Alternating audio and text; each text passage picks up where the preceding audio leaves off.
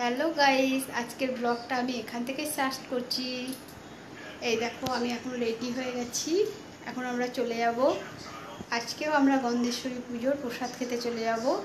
তো ওখানে গিয়ে তোমাদের সাথে দেখা হচ্ছে। তো এই দেখো চলে এসেছি। এটা হচ্ছে মুরারি দত্তবাড়ি ঠাকুরবাড়ি। এখানে অনেক বড় করে দুর্গা ঠাকুরের পুজো হয়। এটা অনেক আগেকার পুজো, অনেক দিন ধরে হয়ে আসছে। এটা ঘরোয়া পুজো। এখানে এক চালির ওপরে ঠাকুর হয়, মানে এই ঠাকুরটা বিসর্জন করতে যায় কাঁধে করে লোক, সে বাসের মধ্যে বাঁধে দিয়ে কাঁধে করে এই ঠাকুরটা বিসর্জন করতে যায়। তো এখানেই মা গন্ধেশ্বরীরও পুজো হয়। আর এই পুজোতেও আমাদের খাওয়া দাওয়ার ব্যবস্থা হয়, এখানকার কমিটি থেকে করে খাওয়া দাওয়ার ব্যবস্থা। রামপুরহাটে দুটো পুজো হয় গন্ধেশ্বরী। পুজোটা একদিনেই হয়, কিন্তু খাওয়া দাওয়ার ব্যবস্থাটা দুদিনে হয়। তো দেখো আমরা এখন চলে এসেছি। তো আজকে তো এই সন্ধেবেলায় খুব বৃষ্টি পড়ছিল, ওই জন্যে আজকে এখন একটু লোকজনের ভিড়টা কম আছে, আস্তে আস্তে সবাই আসবে। তো আমরা চলে এসেছি, এখন আমরা খেতে বসে পড়লাম। তো আমাদেরই বাড়ির সবাই এখন আছে, আমার ননদ ঠাকুরজামাই সবারই সঙ্গে এখানে এসেই দেখা হয়ে গেল। তো আমরা এখন খেতে বসে পড়েছি। দেখা যাক খাবারে কী কী হয়েছে এখানে ঠাকুরের প্রসাদে। তো দেখছো এখানকার দালানটা দেখো, চারিদিক দিয়ে দালান আর মধ্যেখানে উঠোন। আগেকার রাজবাড়ি যেমন হয় না, ঠিক ওই রকম খুব সুন্দর এখানকার মন্দিরটা। আর এখানে দুর্গাপুজোতেও খুব ভালো ধুমধাম করে পুজো হয়।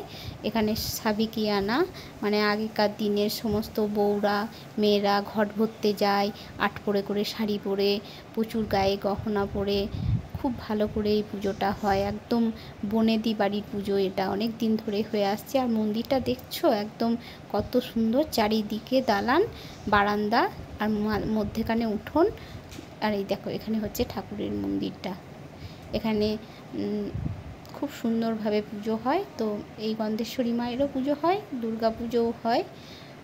তো এখন আমরা খেতে বসে পড়েছি। দেখছো আমরা একটু ঠাকুরটাও দর্শন করে নিলাম ফাঁকে। তো এখানে আজকে ঠাকুরের প্রসাদের মেনুতে কী কী হয়েছিল বলো তো? হয়েছিল খিচুড়ি, পাঁচ তরকারি, আলুর দম, চাটনি, পায়েস, মিষ্টি আর একটা করে বেগনি ভাজা দিয়েছিল।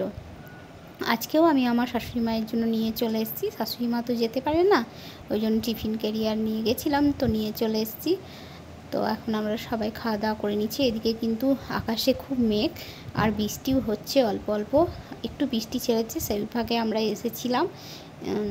তো এবার আমাদের দেখছো এই ব্যাচটা পুরো ফুল হয়নি, হাফ হয়েছে। তো এখন আমরা খাওয়া দাওয়া কমপ্লিট করে নিলাম। খাওয়া দাওয়া কমপ্লিট করে একটু ঠাকুরটা দর্শন করে নেব। তারপর সবাই এখন এখানে তো সবাই চেনাশোনা, সবার সঙ্গে একটু গল্প গুজব কথাবার্তা বলে নিই, তারপরে আমরা বাড়ি যাব। তো এখন আমাদের খাওয়া দাওয়া চলছে দেখছো। তো এই কী বলো তো, এই মন্দিরটা না অনেক কিছু পুজো হয় এখানে।